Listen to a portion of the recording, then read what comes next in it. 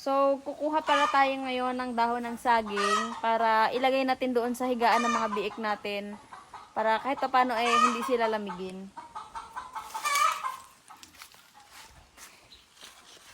So, ito yung isa sa mga paraan para hindi lamigin yung mga biik natin. Pang 2 days na nila ngayon, simula nung pinanganak sila.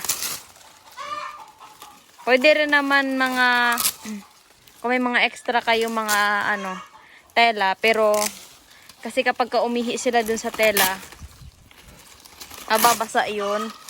At kapag hinigaan nila, lalamigin din sila. So,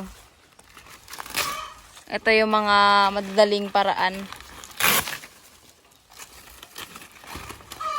para meron silang higaan.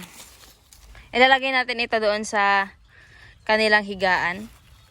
So, meron tayong sako dito. Dito natin ilagay para mas marami tayong makukuha. Tapos, aayusin natin doon mamaya sa loob ng ating kulungan. So, dito sila natutulog. And aayusin natin yan para naman kahit paano ay maging komportable ang ating mga biik sa kanilang pagpapahinga. Ayan. So, ayan, naayos na natin yung higaan ng ating mga biik.